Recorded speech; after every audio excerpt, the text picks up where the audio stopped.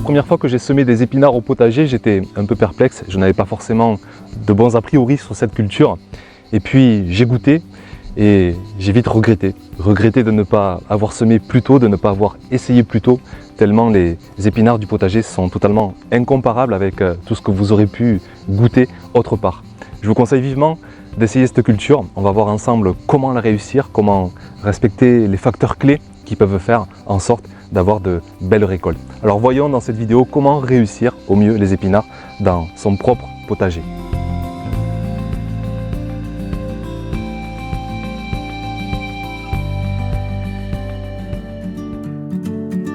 L'épinard déteste une chose, la trop forte chaleur. Sitôt les 25 degrés dépassés, les plants vont être stressés, vont commencer à monter en graines. Au contraire, l'épinard adore la douceur, la fraîcheur même.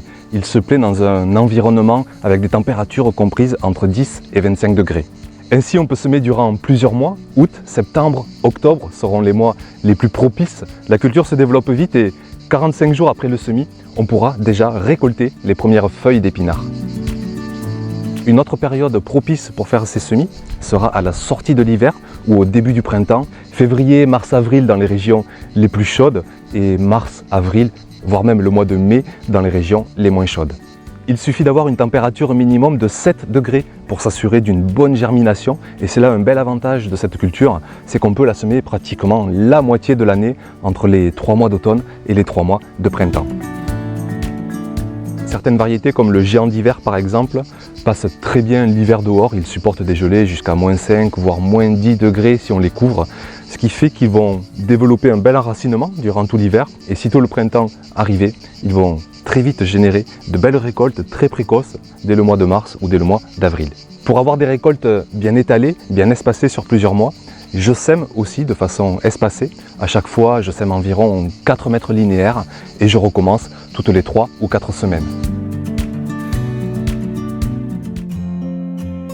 Avant chaque semis, surtout en fin d'été, je prends soin d'avoir une bonne humidité dans mon sol avant de semer. J'aère légèrement à la grelinette parce que la vie du sol est encore au ralenti à la fin de l'été et le sol a tendance à se compacter.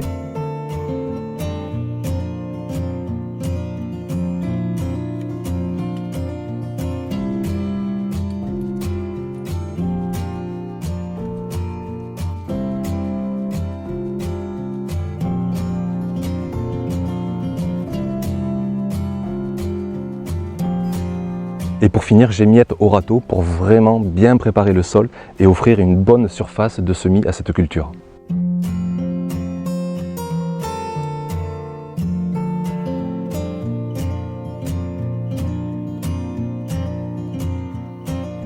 Comme la parcelle a déjà reçu des cultures assez exigeantes et aussi parce que l'épinard est une culture assez gourmande en azote, j'ajoute un peu de sang desséché et de corne torréfiée avant de faire le semis. C'est un engrais organique naturel qui va permettre vraiment d'apporter tous les minéraux essentiels à cette culture. Alors comme c'est un engrais assez concentré, une seule poignée suffit largement pour chaque mètre carré.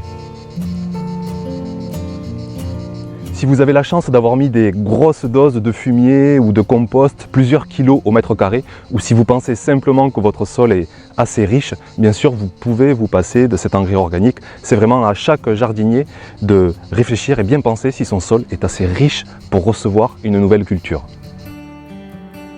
Je trace 2 sillons simplement avec le râteau, je les espace d'une trentaine de centimètres.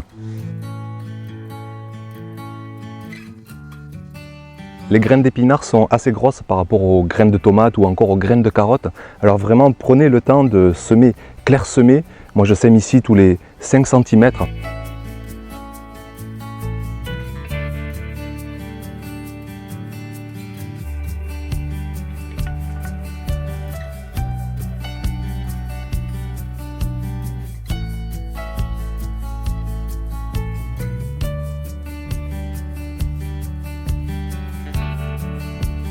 De semer ainsi, vous aurez des plants qui généreront de belles feuilles. Si vous semez trop dense, il vous faudra ensuite éclaircir votre semis.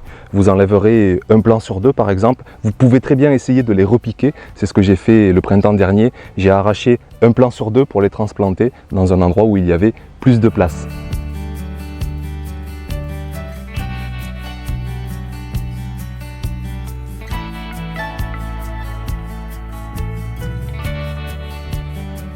En laissant ainsi un plant tous les 5 à 10 cm, on va pouvoir laisser la culture bien se développer et chaque plant nous offrir de très belles feuilles d'épinards.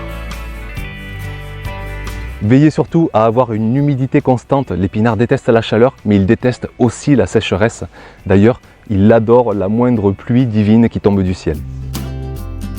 Vous avez plus d'une dizaine de variétés disponibles, vous les trouverez dans toute bonne jardinerie ou sur les sites classiques de semenciers sur le net. Vous aurez toujours le choix entre des variétés F1 censées être plus productives, plus résistantes aux maladies, et des variétés non F1 pour lesquelles vous pourrez garder les graines. Ce sont des variétés reproductibles à l'identique. Ici au potager, je fais le choix de ne semer que des variétés non F1 et je n'ai jamais constaté de maladie particulière. Le sol est bien riche, bien nourri, bien amendé, bien humide et les plants ont constamment de quoi aller chercher les nutriments pour se développer dans de bonnes conditions et en bonne forme. J'ai essayé les géants d'hiver, j'ai essayé les butterfly, j'ai essayé aussi les matadors et honnêtement ils sont tous aussi bons, que ce soit une variété X ou Y, du moment qu'on les cultive dans notre propre potager, dans notre propre terre, qu'on les consomme le jour même, on se régalera forcément des épinards.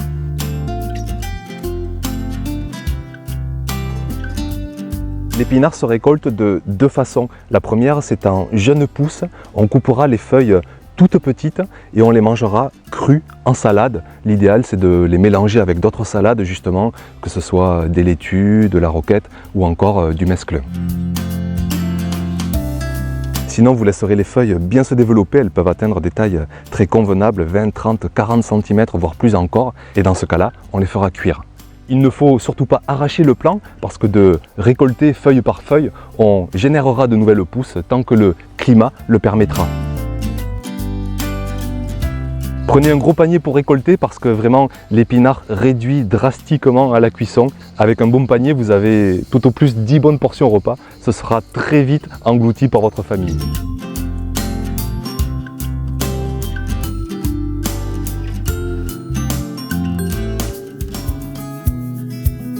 Le goût est parfois si fort qu'on aime bien un petit peu l'adoucir pour que les enfants l'apprécient plus encore.